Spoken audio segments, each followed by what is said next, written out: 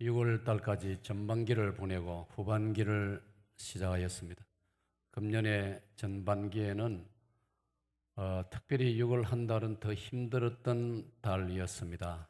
가뭄도 심하고 중동 독감이 온 나라를 눌렸습니다. 그래서 나라가 많이 침체되고 매우 깊이 가라앉은 모습들이었습니다. 곳곳에 사람들이 많이 모이고 들끓어야 되는데 한산한 모습을 보이는 그런 곳들이 많이 있음을 또 우리가 보아왔습니다. 그러나 우리가 이런 일 때문에 너무 위축될 것이 없다고 저는 평소에 그런 철학을 가집니다. 사람이 사는 세상에는 전도서 7장 12절에는 곤고한 날이 온다고 했습니다. 곤고한 날이 오는 것이 세상입니다. 마냥 아무 일 없고 편안할 수만은 없는 것입니다. 우리가 날씨를 보더라도 언제 저녁에 뉴스 볼 때면 늘 마지막에 일기예보가 나오지 않습니까? 1년 365일 늘 청명한 날씨만 기대할 수가 없는 것입니다. 그건 또한 옳지도 않습니다. 비도 내려야 되고 때로는 눈도 내려야 되는 것입니다. 바람도 불어야 되는 것이고 바다도 언제나 호수처럼 잔잔한 것만이 좋은 것이냐? 그렇지 않다고 하지 않습니까? 바다에 태풍이 불어와서 바다를 뒤집어야 바다가 청소가 되고 그 밑에 해초 바다 식물들이 생기를 얻는다는 것입니다. 가만히 있으면 썩어버리고 말거든요. 그래서 우리가 이 땅을 살아갈 때에 이 땅에는 이런저런 어려움이 올 수도 있다는 것을 각오를 해야 됩니다.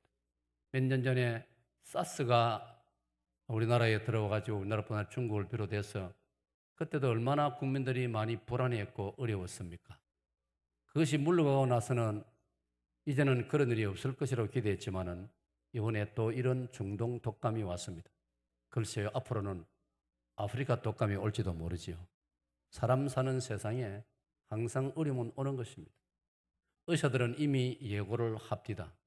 앞으로도 중동 독감 못지않는 이런 독감이라든지 전염병이 올 수 있다는 것입니다. 그건 어쩔 수 없는 일인 것입니다. 성경에도 요한계시록을 보면은 그런 것이 많이 예언되어 있습니다. 마지막 날이 되면은 독한 병이 찾아오고 독한 쑥이 물을 더럽혀서 그 물을 마시는 자들이 질병에 걸리고 죽게 된다는 그런 말씀들이 예언적으로 나와 있는데 그런 것까지도 가만히 묵상을 해보면은 이거는 우연히 된 것이 아니고 대부분이 우리 인간이 저지른 자업자득입니다. 한번 받아봅시다. 자업자득. 그러니까 스스로 일을 만들어서 결과를 얻는다라는 뜻입니다. 우리 인간들이 욕심이 많아가지고 하나님이 창조해 주시고 우리에게 맡겨주신 자연을 너무 남용하고 무차별 훼손함으로 말미암아 자연의 질서가 파괴되고 있는 것입니다. 그 결과로 온갖 질병도 더 많이 생겨나는 것입니다. 북극의 얼음 덩어리 빙하들이 엄청난 속도로 녹아내리고 있다고 하지 않습니까? 그 빙하가 많이 녹아내릴 때 자연의 파괴는 우리가 생각하는 것 몇 배로 재앙으로 우리에게 다가오는 것입니다. 보다 잘 살고 더 편리하게 살려고 자연을 파괴하고 나무를 절단하고 불을 지르고 산을 무너뜨리고 이런 모습들을 우리가 보게 되어지는 것입니다. 구포에서 열차를 타고 삼당령까지 가면 거기서 나타나는 경관은 우리나라에서도 가장 아름다운 경관 중에 하나라고 제가 그 철도 그 안에 잡지에서 제가 사진과 함께 읽은 적이 있습니다. 참으로 그렇습니다. 그 경치가 너무나 아름답습니다. 그런데 어제 제가 내려오면서 유심히 보니까 삼당면에서 우리 구포 쪽으로 내려오는데 저 반대편 산 쪽에 상당 부분이 잘려나가는 것을 보았습니다. 이렇게 사람들이 욕심을 부림으로 말미암아 지금 이 정도로도 옛날에 비하면 너무나 편리하고 너무나 부여를 누리고 있음에도 불구하고 사람들은 끊임없이 욕심을 부리고 하나님께서 만들어주신 그 아름다운 자연 만물, 풀 한 포기, 나무 한 그루, 아름다운 동산, 사람 힘으로 만들 수 있습니까? 아무리 사람들의 머리가 뛰어나도 공장에서 과학자들이 자연 만물을 새로 만들 수는 없습니다. 이것은 한번 파괴되고 나면은 다시는 소생할 수가 없는 것입니다. 그런 욕심의 결과는 재앙으로 나타나는 것입니다. 그래서 물고기가 변종이 나타나고 사람들도 생각지도 못했던 질병들이 나타나고 이상한 그런 장애를 가진 사람들도 태어나고 이 모든 것이 사람들의 욕심에 의한 결과라는 것입니다. 이번 6월 달에 전국적으로 가뭄이 심하였고 이 중동 독감으로 사망한 숫자는 어제 뉴스에 보니까 33명인지 5명인지 그렇게 되어 있는데 사실 사망자는 많은 숫자가 아닙니다. 대부분이 또 연세가 많은 분들이고 그럼에도 불구하고 사람들은 거기에 대단히 불안을 느끼고 두려워했습니다. 이것이 우연일까? 우연만은 아닐 것입니다. 성경을 보면 소돔 고모라가 창세기 19장에 하늘로서 유황불이 내려와서 불타서 그 도시가 망하고 말았습니다. 그런데 그 원인이 있습니다. 거기는 음란의 죄가 무성하였고 음란의 죄 가운데서도 동성애가 난무하였습니다. 창세기 19장을 읽으면 하나님의 천사가 롯의 집을 방문했는데 성경을 보면 그 하나님의 천사들은 남자의 모습으로 나타났습니다. 그런데 소돔 고모라의 남자들이 동성연애 하려고 롯의 대문을 집어차면서 고함을 질렀습니다. 지금 당신 집으로 들어간 그 잘생긴 두 남자를 내놓아라. 우리가 동성연애 하리라. 원어에 그렇게 되어 있습니다.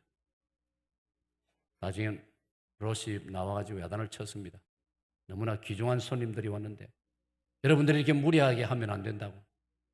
그러자 그들이 롯을 향하여 비난을 하고 당신이 우리 선생이냐? 당신이 우리 소돔의 무슨 재판관이냐? 당신도 다른 데서 우리 소돔으로 이사를 하고 여기 살러 와놓고는 무슨 우리를 가르치는 소리를 하느냐 하면서 더 롯을 죽이려고까지 하면서 그랬지 않습니까? 롯이 얼마나 다급했던지 당신들이 꼭 그렇게 원하면은 결혼하지 않은 우리 집에 딸이 둘이 있는데 이 두 딸을 내가 내놓을 테니까 이 손님들에게 대해서 더 이상 무리한 짓을 하지 말아라. 여러분 그 창세기 19장을 자세히 읽으면요. 이 소돔의 남자들이 동성애 주의자들이기 때문에 롯의 그 제안에는 아무 관심도 표하지 않고 물론 그것도 말도 안 되는 이야기지만 그들은 오로지 그 손님으로 나타난 두 남자를 내놓으라는 것입니다. 하나님께서 더 이상 참으실 수가 없었어요. 본래 하나님께서는 그 성을 용서하시려고 했습니다. 앞부분에 창세기 18장을 보면은 소돔 고모라를 멸망시키러 오셨다가 아브라함이 낌새를 알아차렸습니다. 아하, 하나님의 종들이 소돔 고모라를 죄를 심판하러 오셨구나. 아브라함이 눈치를 채었습니다. 그러자 하나님께서도 내가 이 일을 내 믿음의 종인 아브라함에게는 숨길 수가 없지 않느냐. 아브라함에게는 솔직히 하나님께서 그 계획을 알려주었습니다. 그러자 아브라함이 하나님 앞에 애걸복걸 매달렸습니다. 하나님, 소돔 고모라 성을 용서해 주십시오. 용서해 주십시오. 저 성에도 불쌍한 사람들 있지 않습니까? 저 성에도 의인들이 있지 않습니까? 그때 하나님께서 50명으로 시작하여 마지막 의인 10사람만 있어도 내가 저 성을 용서해 주마. 아브라함이 아무리 찾아봐도 아브라함이 그 소돔 고모라 성을 꿰뚫고 있었는데 아무리 자기가 계산을 해봐도 의인 10사람이 없습니다. 마지막에 아브라함은 유구문이 되었습니다. 입이 있지만 더 이상 할 말이 없었습니다. 더 이상 하나님에게 호소할 건덕지가 없었습니다. 그리고 이제 19절로 넘어서 그런 광경이 벌어졌을 때 그 소돔 사람들이 롯의 집을 파괴하고 롯을 죽여서라도 그 동성애라는 죄악을 지음으로써 자기들의 타락한 본능의 어떤 욕망을 채우고자 했을 때 드디어 하나님께서 더 이상 참을 수 없어가지고 진노하시고 하늘로서 유황불을 비오듯 내려서 소돔 고모라를 멸망시키고 말았던 것입니다. 사랑하는 여러분, 오늘 이 땅에 특별히 지난 6월 달에 동성애자들이 대한민국의 심장부로 할 수 있는 수도 한복판 서울 광장에서 온갖 추태를 벌이고 온갖 눈뜨고 볼 수 없는 악한 짓들을 저지르고 이것을 국가 공권력이라고 할 수 있는 서울시장이 그 시간과 장소를 허락을 해주고 그런 짓을 하는데도 뒷 보도에 의하면 경찰들이 그냥 삥 둘러서서 기독교인들이 반대 시위를 하는데 충돌만 막지 그런 나쁜 짓을 하는 것을 용납하고 그건 사실 법조항에 있습니다. 풍기를 물러나게 하고 일반적인 사람들을 불편하게 만드는 것은 대낮에 벽주에 공개적인 장소에서 못하게 되어 있는데 조금 더 제재를 가하지 않고 그들이 의도한 대로 그런 짓이 이루어졌다고 하는데 사랑하는 여러분, 사람들은 모르지만은 하나님께서는 그런 것을 가장 역겨워하시는 것입니다. 우리 기독교인들은 이 사실을 알아야 되는 것입니다. 마태복음 14장 4절을 묵상해 보니 헤롯 왕이 나쁜 짓을 했습니다. 여러 가지 나쁜 짓을 많이 한 가운데 나쁜 짓을 하다가 마지막에 자기 동생의 아내를 강제로 빼앗아 가지고 자기 사람으로 만드는 짓을 저질렀습니다. 그 여자도 양심의 가책을 느끼지 않고 못된 짓을 다 했습니다. 여러분, 그때 세상은 아무도 거기에 대해서 반발하지 않았습니다. 많은 사람들은 같이 양심이 어두워져 가지고 거기에 대해서 반발하지 않습니다. 그 당시에도 대제사장도 있고 제사장도 있고 서기관과 바리새인들도 다 있었습니다. 그 당시에도 군인이 있었고 모든 질서를 위해서 공권력이 있었지만 아무도 헤롯의 그 행위에 대해서 말하지 않았습니다. 마태복음 14장 4절을 보면 그때 하나님의 사람 세례 요한이 광야에 지내던 그분이 광야에서 살고 있던 그분이 도시로 나와가지고 왕궁으로 찾아와가지고 당신의 이 행동은 옳지 못하여 하나님의 진노를 가지고 당신이 이 나라의 지도자로서 어른으로서 이런 짓을 하면은 모든 사람들이 본받으란 말이요, 젊은이들이 본받으란 말이요, 하나님을 두려워하지 않는 당신, 세례 요한이 엄하게 책망을 했지 않습니까? 사랑하는 여러분, 이 시대에 이 땅의 보루는 교회인 줄로 믿습니다. 마태오 5장 13절로 16절 말씀에 보면은 우리를 가리켜 너희는 세상의 소금이고 빛이라고 했습니다. 소금이 되라, 빛이 되라가 아니고 이미 우리는 소금이고 빛입니다. 우리는 소금의 역할, 빛의 역할을 감당해야 될 거룩한 의무를 가지고 있습니다, 여러분. 그렇기 때문에 교회가 올바른 방향을 제시하지 않으면 누가 할 것입니까, 여러분? 요즘 보세요.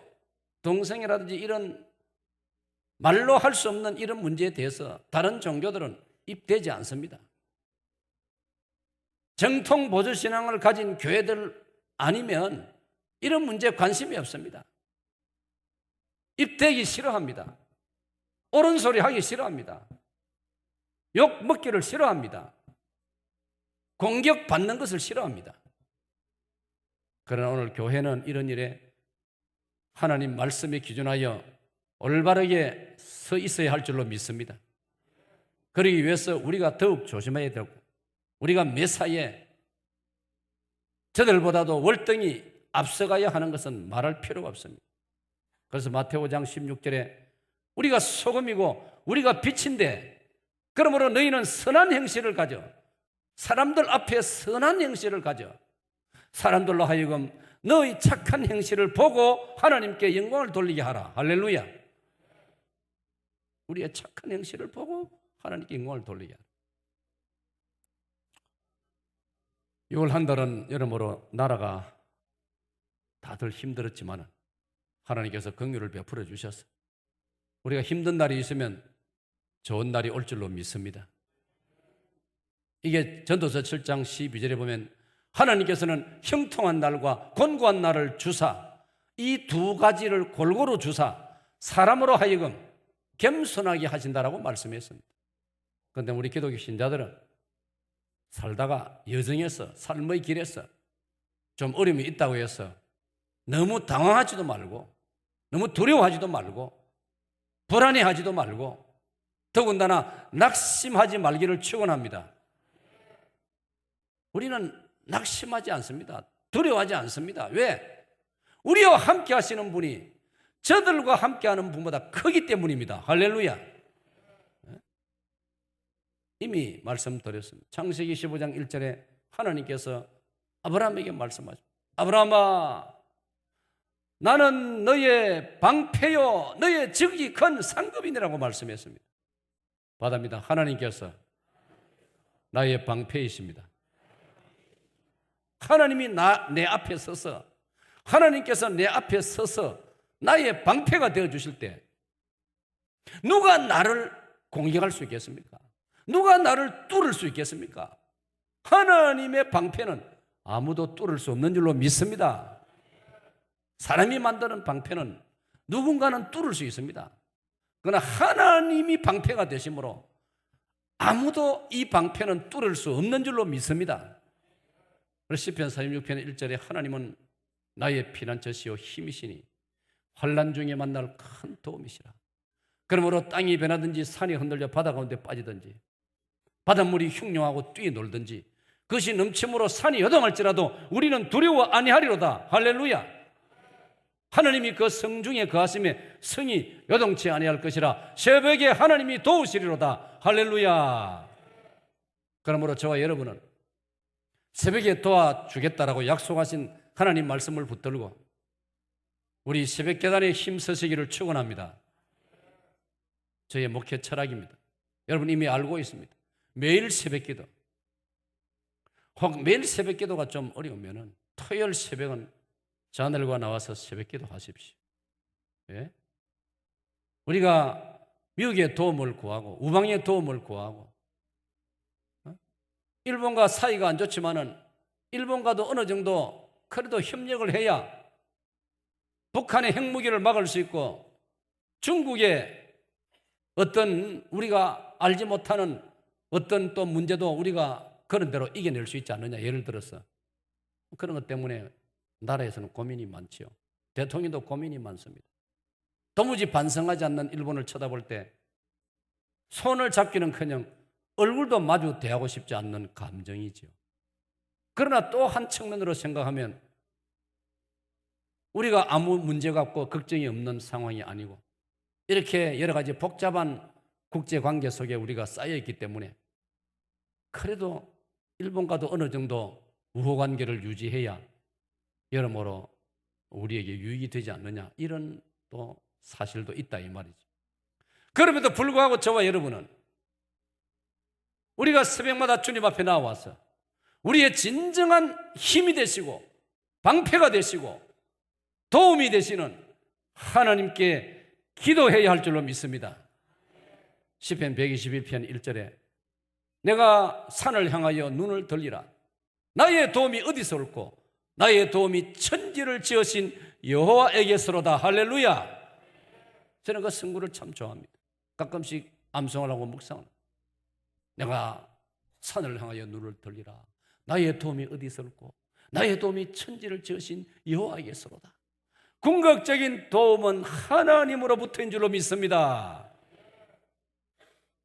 이런 배경을 가지고 우리는 7월 한 달, 아니 이제 후반기 6개월도 하나님의 긍휼에 의지하고 하나님의 은혜를 사모하면서 우리 자신뿐 아니라 우리 자녀들과 우리 다음 세대와 우리나라와 우리 민족을 위해서 우리 조국 교회를 위해서 저 북녘 땅에 고난당하는 북한 동포들과 지금도 저 북한 땅에서 숨을 죽여가면서라도 믿음을 지키고 있는, 추정하건대 20만에서 40만 명 되는 북녘 땅의 지하교회 성도들을 생각하면서 너무 우리 안일하게 살지 말고, 너무 편하게만 살지 말고, 너무 본능의 욕구만을 따라서 적당하게 살지 말고, 우리는 영적 파수꾼이기 때문에 이사야서를 읽어보니까 너희는 성루에 올라가가지고, 성망대에 올라가가지고 성 안을 지키고 성 밖에 저쪽에서 적군이 쳐들어오는지를 망을 살펴라는 말씀이 나옵니다.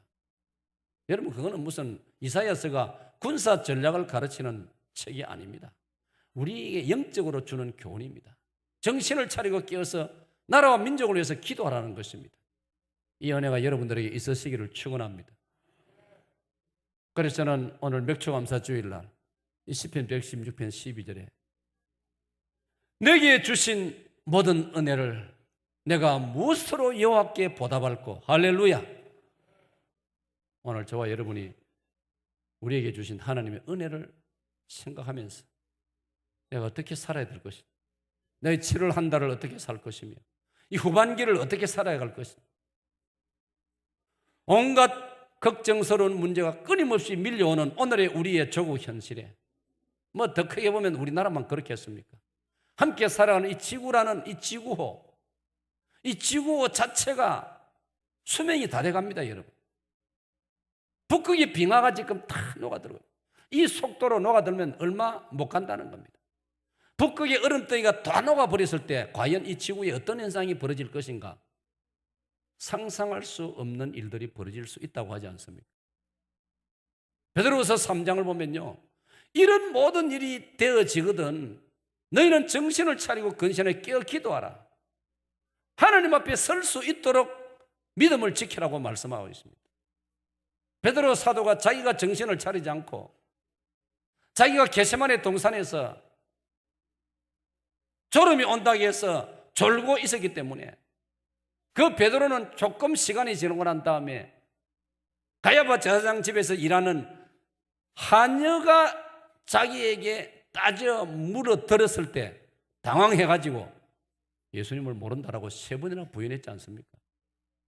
그게 바로 베드로가 깨어서 기도 못했기 때문인 것입니다. 그래서 베드로는 세월이 지나고 난 다음에 베드로서를 읽어보면요, 정신을 차리란 말이 유난히 많이 나옵니다. 그건 사실 자기에게 하는 말입니다. 그중 대표적인 구절이 베드로전서 4장 7절의 말씀 받아봅시다. 너희는 정신을 차리고 깨어서 기도하라. 할렐루야. 정신을 차리고, 무엇보다도 정신을 차리고 근신하게 깨어서 기도하라는 말씀. 하반기에도 우리가 철저히 전적으로 하나님의 은혜를 의지하는 여러분 되시기를 축원합니다. 오늘 설교 제목을 다 같이 하겠습니다. 시작. 내게 주신 모든 은혜. 사랑하는 여러분, 오늘 우리 중에 하나님의 은혜 없이 살아온 사람 누가 있습니까?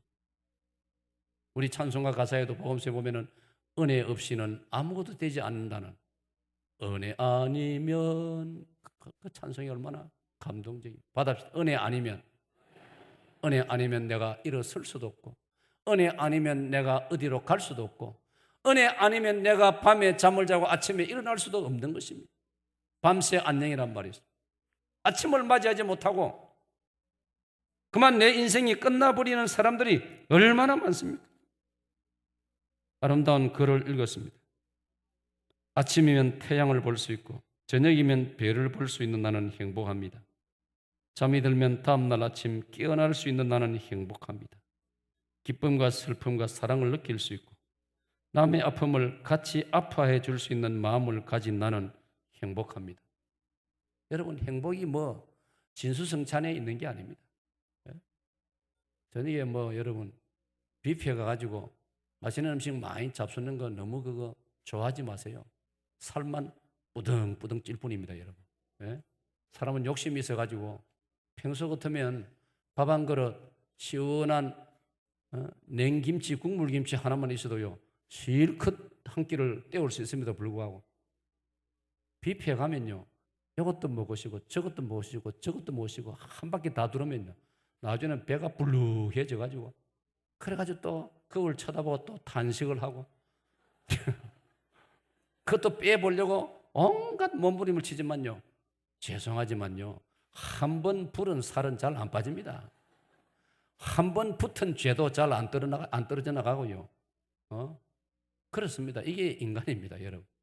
사랑하는 여러분, 살아온 모든 것이 하나님의 은혜임을 생각할 때 참 우리 모두 오늘 맥주감사주일에 제가 이 설교를 준비하면서 묵상을 하면서 특별히 어제 토요일 새벽에 하나님께서 저에게 감동을 주셨습니다.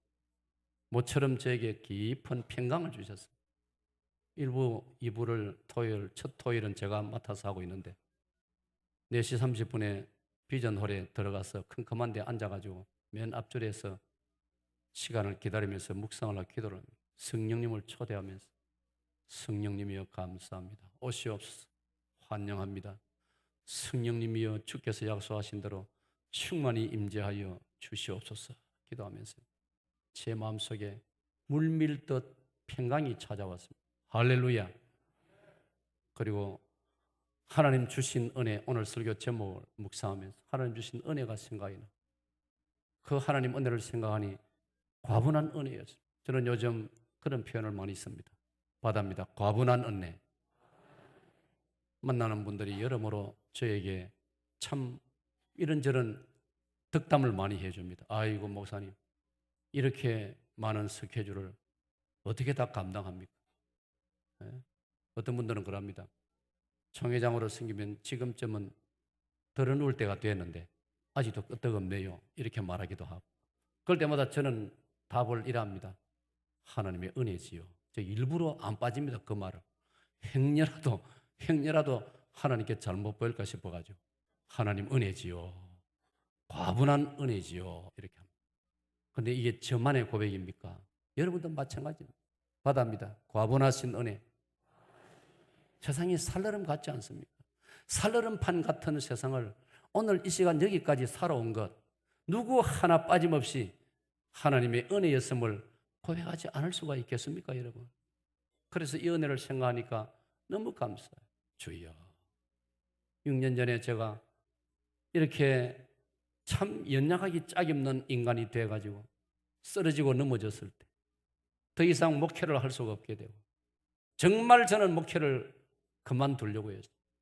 여러분들 보기 너무 부끄럽고 초신자들 보기 너무 부끄러워가지고 고난을 이기느라고 설교를 해놓고 지는 남도 당하는 고난 앞에 정신을 못 차리고 흔들려가지고 혼돈에 빠지고 정신을 잃고 말도 안 되는 모습을 보이고 정말 저는 견딜 수가 없었습니다. 주여, 목회도 일찍이 목사장님을 받아서 목회도 할 만큼 했으니 제가 미련이 없습니다. 그러니 이제 저는 그만둬야 되겠습니다. 몸이 안 좋은 가운데서도 일말의 양심이 남아있어가지고 내가 이 교회에 폐를 끼치고 부담을 끼치고 이래가 되겠나. 많은 분들이, 내 동력자들이, 많은 목회자들이 사기동계 김 목사가 이제 목회 끝났다고 했지 않습니까? 그런데 하나님께서 다시 저를 만져주셔가지고 일어서게 되었고 전날보다 더 영육간에 강건하게 주의 나라를 위해서 이렇게 쓰임받고 있으니 할렐루야. 위로 하나님의 은혜요, 아래로 참으로 찾아보기 힘들 만큼 너무나 아름다운 우리 사익동계 온 성도 여러분들의 뜨거운 사랑과 기도의 결과였습니다. 할렐루야. 이런 하나님의 은혜를 생각할 때 내가 무엇이길래 총회장이 되었다고 미국에서 초청을 해줘. 미주 고신 총회가 초청을 해줘. 대만 총회가 초청을 해줘. 유럽 총회가, 대양주 총회가 초청을 해줘. 내가 저 김해 시골에 낙동강변에 미국 집차가 와가지고 사냥을 하는데 촌놈이 처음으로 집차를 보고 어릴 때 말이야. 내 6살 학교 들어가기 전에 집차가 얼마나 신기한지 미군 집차 뒤를 쫄쫄 따라가면서 뒤에서 그 집차 뒤에서 매연이 나오는데 그 냄새가 고소해가지고 이 들이마시면서 집차 뒤를 쫄쫄 따라다니면서 내가 그렇게 시골 사람이었어. 사실 알고 보면 여러분도 비슷하죠. 뭐. 그러던 저를 하나님께서 내 자랄 때 어린 친구들 가운데는 중간에 병들어 죽은 친구도 있고, 예? 사고를 만나 죽은 경우도 있고요. 나하고 담을 같이 하고 있는 이웃집의 내 친구는 나이 20살도 채 못 돼가지고 병들어서 세상을 떠나기도 하고. 이게 인간인데, 이게 세상인데 하나님께서 저를 붙들어 주셔가지고 그래도 마음대로 하고 싶을 대로 공부하게 해주시고 어릴 적부터 교회에서 사랑을 받게 하시고 고향 시골 교회에서 안 믿는 집에서 교회 나온다고 어른들로부터 과분한 사랑을 받을 수 있게 해주시고, 저희 고향교회 출신인 선배 우리 정수정 목사, 상영제일교회 정수정 목사님은 지금도 얼마나 기뻐하는지 모릅니다. 우리 시골 고향교회에서 하나님께서 우리 김 목사를 이렇게 키워주셨다. 제 선배임에도 불구하고요. 우리 정 목사님은 지금도요, 전화를 할 때나 뭐 할 때나 저를 꼭 부를 때 이래 부릅니다. 총 회장님, 아이고 목사님 그러지 마이소. 고향 선배인데 저거 그러면 내가 불편합니다. 김 목사 이래 불러줘 있어. 아니다, 사실대로 불러야지요. 총 회장님. 근데 그게 농담이 아니고 그 목사님은 진심으로 그럽니다. 그만큼 기쁘다는 겁니다. 저 이런 과분한 하나님 은혜를, 유럽 총회, 대양주 총회, 미국 총회 가는 데마다 과분한 사랑을 받고 가는 데마다 하나님 붙들어 주셔가지고 그냥 의례적으로 방문하는 것으로 그치지 않고 거기서 말씀을 전할 기회를 주시고, 저는 제 철학이 그렇습니다. 말씀 전하는 목적이 없으면 나는 외국에 기본적으로는 안 간다. 이게 제 철학입니다. 안 가고 있었더니 다 말씀을 전할 기회가 되어져 가지고 방문할 수 있도록 하나님께서 다 만들어 주시고, 할렐루야. 그래서 이 시편 106편 12절처럼 이 말씀을 제가 가만히 어제 새벽에 묵상을 하니 얼마나 하나님 주신 은혜가 큰지 저도 모르게 감사의 찬송이 계속 터져 나오는데, 정말 그때 심정 같으면 내가 새벽기도 인도 안 맡았으면 계속 그 상태를 유지하고 싶었습니다. 그 감격에 젖어가지고 주의 은혜를 묵상하면서. 그래서 저도 모르게 생각지도 않은 찬송이 터져 나오는데 그게 두 개의 찬송가였습니다. 첫째가 오직 주의 사랑에 매여. 우리 같이 한번 부르고 싶습니다. 시작.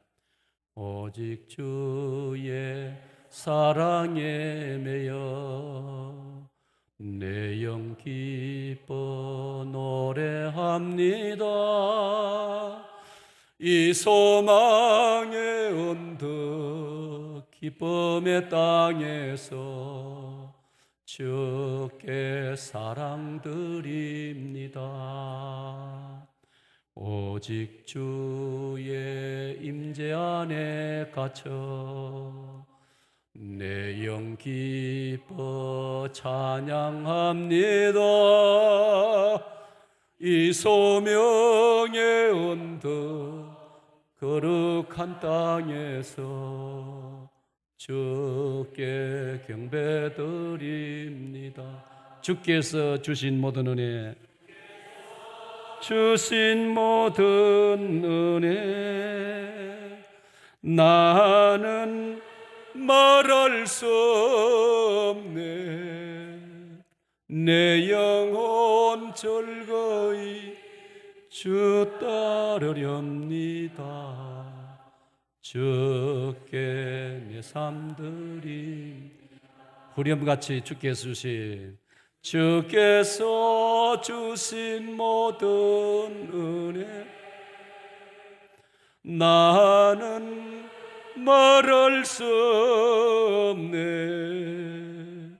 내 영혼 즐거이 주 따르렵니다. 주께 내 삶 드립니다. 아멘. 그러면서 414장 이 세상은 요란하나라는 이 찬송이 또한 기억이 났습니다. 같이 한번 부르겠습니다. 이 세상은 요란하나 내 마음은 늘 편하다.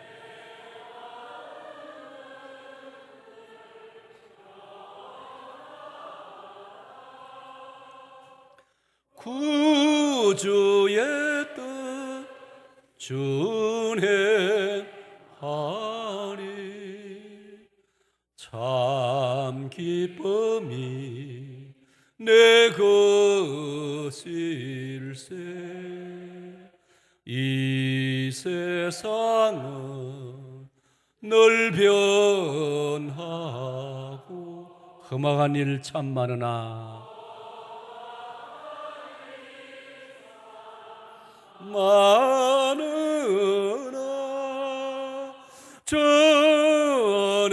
전에만 생각하니 참 기쁨이 내 것일세. 육신의 눈 못 볼 때에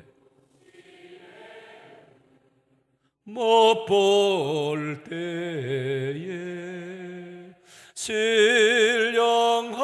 눈 곧 밝히사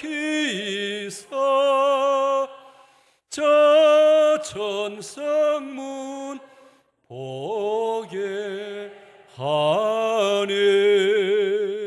참 기쁨이 내 것일세. 내 마음과 내 영혼이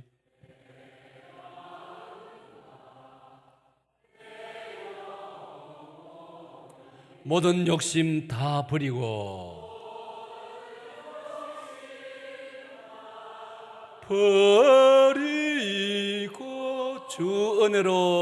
주 은혜로 성결하니 참 기쁨이 내 것일세. 육신의 복락보다 이 육신의 복락보다 아멘 신령한 복도 좋으니 내 맘과 뜻 다하여 저 천성만 향해 가네. 아멘. 사랑하는 여러분, 내게 주신 모든 은혜라고 했습니다. 받합니다. 모든 은혜. 모든 은혜를 여러분 한 분 한 분에게 주신 줄로 믿습니다. 우리에게 주신 은혜는 바로 내게 주신 은혜입니다. 나라는 말하고 우리라는 말은 같은 뜻이에요. 같은 1인칭입니다. 나는 1인칭 단수이고 우리는 1인칭 복수입니다. 같은 1인칭입니다. 우리 속에 내가 포함되어 있습니다. 그러면 우리에게 주신 은혜는 내게 주신 은혜인 줄로 믿습니다. 우리 나라에 베풀으신 은혜는 내게 주신 은혜인 줄로 믿습니다. 우리 교회에 주신 은혜는 내게 주신 은혜인 줄로 믿습니다. 이 은혜를 오늘 시편 기자는 모든 은혜라고 했습니다. 다시 한번 모든 은혜. 모든 은혜란 말은 하나가 아닙니다. 100가지, 1000가지, 10,000가지 많은 은혜라는 뜻입니다. 헤아릴 수 없는 은혜란 말입니다. 무엇으로 보다 내게 주신 모든 은혜를 셀 수가 없단 말이에요. 그 찬송가에 이 가사도 있지 않습니까? 만 가지 은혜를 받았으니 다 같이요. 내 평생 슬퍼나 즐거우나 이 몸을 온전히 주님께 바쳐서 주님만 위하여 늘 살겠네. 할렐루야. 하나도 아니고 둘도 아니고 열도 백도 아니고 10,000가지 은혜를 받은 줄로 믿습니다. 그래서 어떤 찬송가 작가는 만입이 내게 있어도 내게 주신 이 은혜를 다 찬양할 수 없겠네라고 우리가 찬송하고 있지 않습니까? 저는 그 중에 이 말씀을 떠올렸습니다. 우리가 사람으로 태어나서 사람으로 살고 있는 것이 얼마나 놀라운 은혜인지를 여러분 잊어서는 안 됩니다. 받합니다. 사람으로 태어난 은혜. 성경을 제가 이 주제를 가지고 성경을 묵상하니까요, 성경은 이 이야기를 하고 있습니다. 무슨 뜻이냐면 구약 성경은 구약의 열쇠는 처음 푸는 구약을 열고 들어가는 문은 창세기입니다. 창세기는 구약은 뭘 말합니까? 하나님께서 사람을 만드셨다는 것입니다. 사람을 창조하셨다는 것입니다, 여러분. 그런데 놀라운 사실은요, 창세기를 묵상해 보면요, 하나님은 사람을 창조하시기 전에 사람이 살 수 있는 모든 준비를 다 해 주신 줄로 믿습니다. 첫째 날부터 다섯째 날까지 하나님께서는 우리 사람이 살 수 있도록 모든 필요를 다 창조하시고 준비해 주시고 채워주신 줄로 믿습니다. 여러분, 젊은 산모가 아기를 낳을 날이 다가오면 친정 어머니를 앞장 세워가지고 시어머님도 마찬가지죠. 태어날 아기를 위해서 준비를 다 하지 않습니까?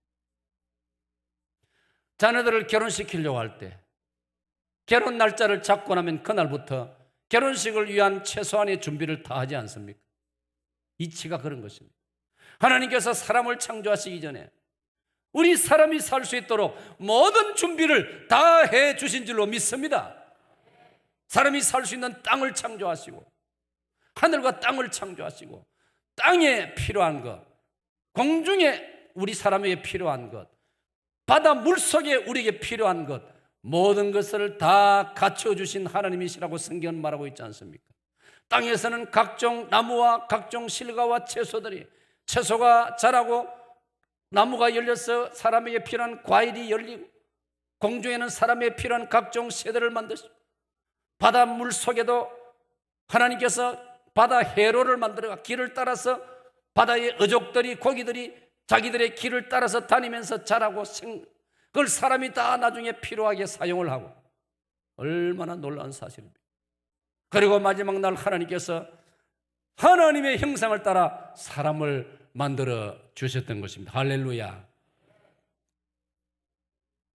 원숭이가 진화하고 무슨 아메바가 무슨 박테리아가 진화해가지고 사람이 되었다는, 얼마나 사람을 모독하고 하나님을 모독하는 말도 안 되는 철부지 이론들이 세상을 장악하고 학생들에게 그렇게 가르치고, 믿는 학생들도 교회에서 배운 대로 믿기는 믿지만 학교 가면은 그렇게 가르치면 거기에 따라서 답안을 작성하지 않을 수가 없는 이런 모순된 현상들을 바라보면서 오늘 저와 여러분은 분명한 사실을 성경을 통해서 확실히 배우고 확실히 알고 확실히 이 사실을 하나님 앞에 찬양하고 고백할 수 있어야 할 줄로 믿습니다. 창세기 1장 26절, 27절, 28절 세 절을 읽어보겠습니다. 창세기 1장 26절 다 같이 읽습니다. 하나님이 이르시되 우리의 형상을 따라 우리의 모양대로 우리가 사람을 만들고 그들로 바다의 물고기와 하늘의 새와 가축과 온 땅과 땅에 기는 모든 것을 다스리게 하자 하시고, 하나님이 자기 형상 곧 하나님의 형상대로 사람을 창조하시되 남자와 여자를 창조하시고, 하나님이 자기 형상 곧 남자 여자를 창조하시고, 28절 임력이 안 되는가 봐요. 하나님께서 이 모든 창조하신 것을 보시고 하나님 보시기에 심히 좋았더라. 할렐루야. 여러분, 여기 세 가지가 나와요. 세 가지가 중요한 핵심입니다. 하나님께서 우리 사람을 하나님의 형상대로 창조하셨다는 사실입니다. 두 번째로, 우리 사람에게 하나님이 창조해 놓으신 첫날부터 다섯째 날까지 창조해 놓으신 이 모든 것을 하나님께서 우리 사람에게 선물로 주시고 다스리게 하신다는 사실입니다. 할렐루야. 그리고 이 모든 것을 보시고 하나님이 심히 기뻐하셨다는 것입니다. 여러분, 오늘 저와 여러분은 이 사실을 깨달아야 됩니다. 이걸 깨닫고 나면요, 사실 다른 은혜를 말 안 해도요, 얼마나 놀라운 은혜인지를 우리가 발견하고 참으로 놀라게 되고 저절로 내 입술이 열리고 하나님을 찬양하게 되고 할렐루야를 외치게 되죠. 감사를 내가 어떻게 표현할까? 지난번에 말씀드린 것처럼 말로서 감사를, 찬양으로 감사를, 복음을 전함으로 감사를 드리고, 예물로서 감사를 드리고, 그렇게 안 할 수가 없는, 자연스럽게 하게 되어지는 것입니다. 이 은혜가 있으시기를 축원합니다. 하나님께서 우리를 조금 전에 창세기 1장 26, 28절에 받합니다. 하나님의 형상대로, 하나님의 형상을 따라 하나님의 형상처럼 우리를 만드셨다고 말씀합니다. 이걸 시편 8편에 보면요, 우리를 하나님보다 조금 못하게 만드시고라고 되어 있습니다. 여러분, 우리가 얼마나 존귀한 존재입니까? 받합시다. 나는 존귀합니다. 아멘. 우리 예수 믿는 사람은 이 점을 잊지 말아야 됩니다. 하나님을 알고 보니, 성경을 알고 보니 내가 얼마나 존귀한 존재라는 걸 발견해야 되고 깨달아야 되는 것입니다. 그러므로 기독교 신자는 자학적인 삶을 살면 안 됩니다. 자신을 학대하면 안 됩니다. 자신을 해치면 안 됩니다, 여러분. 존귀한 존재입니다. 그래서 우리 기독교는 자살을 못하게 하는 것입니다, 여러분. 사람이 살아가다가 오죽 답답하고 오죽 힘들면 자살을 생각하겠습니까마는, 그러나 성경을 보면 하나님을 의지하고 참고 기다리면 그 고비를 넘길 수 있는 줄로 믿습니다. 그러므로 사람이 자기 몸을 해치면 안 되는 거예요. 살인하지 말라고 오늘도 우리 십계명을 같이 교독했지 않습니까? 남을 죽여서도 안 된다면 자기를 죽이면 더 안 되지요. 너무나 당연한 이야기 아닙니까? 우리가 너무나 존귀한 존재이기 때문에, 하나님의 형상대로 지음받은, 하나님을 닮은 존재고 하나님보다 조금 못한 존재이기 때문에 너무나 고상한 존재인 것입니다. 그러므로 어떤 학자는 그런 표현을 했더라고요. 이 우주가 얼마나 방대하고 측량할 수가 없고 다 연구할 수도 없고, 도대체 별이 몇 개인지 아직까지도 우리 인류 과학자들이 세지를 못하고 너무 많아가지고 아직도 별 숫자가 몇 개인지 정확하게 모르고 있습니다. 얼마나 방대한 우주입니까? 이 우주를 하나님께서 우리에게 주신 줄로 믿습니다. 우리에게 주시면서, 선물로 주시면서 다스리라고 했습니다. 다스리란 말은 잘 보존하라 이 말이에요. 다스리란 말이 뭐 다 두드리 부수고 막 하고 싶은 대로 다 막 없애고 소비하고 하는 말이 아닙니다. 교회도 마찬가지예요. 우리 장로교 헌법에 보면요, 목사는 교회를, 성도들을 다스리라 되어 있습니다. 치리하라. 치리하란 말은 사실은 원뜻은 벌주란 말이 아니고, 치는 정치할 때 다스릴 치자입니다. 다스릴, 이치에 따라서 다스리라. 그럼 제가 여러분을 다스린다는 말이 좀 얼른 들으면 좀 안 맞지 않습니까? 그건 뭐냐? 내용을 들어가면 성도들을 잘 목양하라 이 말이에요. 착한 목자가 양떼를 잘 돌보듯이 성도들을 잘 목양하라는 것입니다. 그러므로 창세기 1장 20절 이하에 나오는 말씀대로 하나님께서 우리를 만드시고 이 우주를 다스리라는 것은 이 우주를 잘 보존하라는 것입니다. 이 우주가 얼마나 방대한, 이 방대한 우주를 우리에게 맡기시고 선물로 주셨다 이 말이에요. 그런데 알고 보면은 우리 사람 하나를 가만히 연구를 해보면 우주보다 우리가 더 신비하다는 것입니다. 할렐루야. 할렐루야. 우주보다도 우리가 더 신비하다는 것입니다, 여러분. 예? 우리 사람이 하나님의 형상대로 지음받았기 때문에 얼마나 신비한 존재인지 모릅니다. 탐복을 안 할 수 없습니다. 우리 사람이라는 이 존재를 알게 되면요, 기이하기 짝이 없습니다. 그래서 시편 139편에 보면은, 시편 139편은 사람이 얼마나 신비하냐를 말한 노래하는 내용입니다. 거기 보면은 주께서 나를 지으심이 신묘막측하나이다라는 단어가 나오지요. 신묘막측하나이다. 너무나 신비롭고 묘하고 막측, 측량할 수가 없다 이 말이에요. 할렐루야. 우리가 그런 존재인 줄로 믿습니다. 그래서 어떤 유대인들의 교훈집인 탈무드에는 이런 구절이 나옵니다. 사람 하나가 내게로 오는 것은 우주가 내게로 다가오는 것이다. 유대인들이 머리가 좋아요. 사람 하나가 내게로 가까이 날 만나러 예를 들어서 다가오는 것은, 이걸 이렇게 적용할 수도 있겠네요. 남녀가 결혼할 때 신랑이 신부를 향하여 걸어올 때, 신부가 신랑을 향하여 걸어올 때, 그건 우주가 내게로 다가오는 것입니다. 할렐루야. 오늘 여러분이 짝지를 서로서로 우주라고 생각하시기를 바랍니다. 측량할 수 있습니까? 값을 매길 수 있습니까? 얼마나 놀라운 이야기입니까? 우리 사람이 그렇게 존귀하다 이 말이에요. 그런 때문에 오늘 저와 여러분은 주님 안에서 바랍니다. 주님 안에서 조건이 그렇습니다. 주님 안에서 우리는 좀 당당하게 살아야 할 줄로 믿습니다. 어깨를 펴고 살아야 할 줄로 믿습니다. 즐겁게 살아야 할 줄로 믿습니다. 요한 1서 5장 3절에 보면요, 예수 믿는 사람에게는 신약 시대의 성도들은 더 이상 계명이 무거운 것이 아니라고 했습니다. 안식일이 신앙생활 하는 것이 힘든 게 아니라, 무거운 게 아니란 말이에요. 축복인 줄로 믿습니다. 은혜인 줄로 믿습니다. 즐거운 것인 줄 믿습니다. 그래서 저는 요즘 전에도 말씀드렸죠.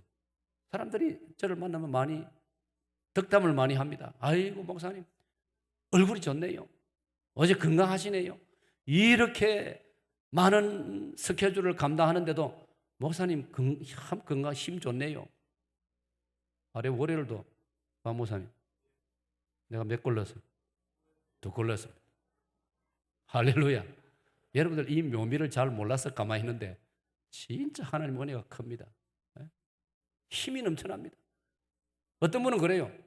역대 총회장님들 보면은 지금쯤은 병원에 한번 입원할 때가 됐는데 이 좋은 말인지 나쁜 말인지 하더라고요. 그러면 제가 그럽니다. 하나님 은혜지요. 저는 하나님 은혜지요. 여러분도 그래 고백해야 돼요. 받아합니다. 하나님 은혜지요. 그래서 제가 말합니다. 힘들지 않습니까? 물으면 No! 힘들지 않습니다. I enjoy everything in Christ. 발음이 좀 괜찮죠? I enjoy everything in Christ. 나는 그리스도 안에서 모든 것을 즐깁니다. 할렐루야. 여러분 모든 일을 즐거움으로 하시기를 바랍니다. 주 예수님 안에서 즐거움으로 하시기를 바랍니다. 밥하다가 짜증내지 말기를 바랍니다. 요리하다가 반찬 만들다가 짜증내지 말기를 바랍니다. 여반에 왜 아멘 안 합니까? 저 남반에서 자꾸 아멘해서 하는데. 네? 우리 남자들 직장에서나 사업이나 뭐 일하면서 짜증내지 말기를 바랍니다. 주 안에서 모든 일을 즐겨야 됩니다. 죄가 아니면요 다 즐거움으로 해야 됩니다. 왜? 하나님께서 우리에게 사람으로 우리를 만들어 주시기 때문에 일할 수 있고 공부할 수 있고 뭘 만들 수 있고 예술을 할 수 있고 글을 읽을 수 있고 이 사람 아니면 할 수 있습니까 여러분? 책 읽는 사자를 봤습니까? 예? 우리 사람이기 때문에 가장 고상한 존재로 만들어졌기 때문에 이걸 생각할 때 너무나 우리는 감사한 것입니다. 그래서 시편 기자는 주여 제가 무엇이건데 저를 하나님보다 조금 못하게 만드시고 하늘과 달과 별들을 나에게 맡겨주셨습니까? 이게 시편 8편입니다. 하나님께서 해와 달과 별들을 내게 주셨나이까? 해를 쳐다보고 달을 별들을 쳐다보니까 얼마나 오묘하고 얼마나 아름다운 신비로운데 이걸 우리에게 주셨나이까? 우리를 위해서 주셨나이까? 시편 기자 그렇게 노래하지 않습니까? 소와 양과 들짐승을 우리에게 주시고 각양 수목과 과일과 채소를 우리에게 주시고 바다 밑에 많은 생선들 고기들까지 우리를 위해 주셨나이까? 그러면서 시편 기자는 말합니다. 여호와여 주의 이름이 온 땅에 어찌 그리 아름다운지요. 할렐루야. 하나님께서 우리를 하나님을 닮은 존재로 만드시고 이 모든 것을 주셔서 맡겨주시고 관리하게 하시고 이렇게 살면서 하나님과 교제하면서 살도록 우리를 사람으로 만들어주신 줄로 믿습니다. 하나님과 교제하는, 하나님과 대화하는, 여러분 지금 이 예배 시간도 하나님과 지금 신령하게 교제하는 시간입니다. 할렐루야. 이 사람이 어떤 면에 보면 별것 아닌 자동차에 부딪히면 다치고 뉴스에 보니까 어제도 어떤 사람이 차를 이상하게 몰아가지고 몇 대 서로 박치기 해가지고 저 어느 지역에서 사고가 나고 어떤 면에 보면 우리가 얼마나 약한 존재입니까? 그러나 성경은 우리를 영적으로 신령한 측면에서 바라보면은 하나님과 교제하는 여러분, 박근혜 대통령하고 마주 앉아서 차 한잔 나눠본 분, 우리 사역동에 지금 이 자리에 몇 분쯤 되겠습니까? 뭐 굳이 몇 분 되는지 내가 조사할 마음도 없습니다만 저도 그거 못 해봤습니다.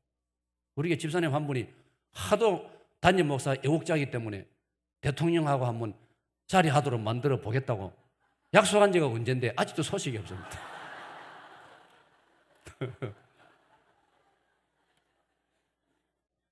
아마 대통령도 바쁘지만 나도 요새 바빠가지고 총회장 마치고 나면 모르지만 총회장 마치고 나면 또 마치기 때문에 안 부를지도 모릅니다만 사랑 여러분, 대통령하고 한번 만나는 것도 아무나 만날 수 없고요. 얼마 전에 신문에 보니까 미국에 어디 주지사 한 사람이 왔는데 우리 대통령이 스케줄이 너무 미리 선약이 안 돼 있어가지고 그 주지사를 못 만나가지고 그 주지사 부인이 한국 여인인데 신문에 보니까 어떤 칼럼에는 아무리 바빠도 우리나라를 너무나 사랑하는 한국 여인과 결혼한 그 주지사를 안 만나주가 되느냐 막 그걸까지 써 있더라고요. 그러나 여러분, 저와 여러분은 만왕의 왕이시고 창조주신 하나님과 지금 교제하고 있으니 우리야말로 행복한 사람인 줄로 믿습니다. 우리에게 베푸신 은혜를 생각하면 다 감당할 수 없는 것입니다. 부족하지만은 이 하나님 은혜 보답하는 마음으로, 앞으로도 보답하려는 마음으로 힘써 살아드리는 성도 여러분 되시기를 축원합니다. 하나님.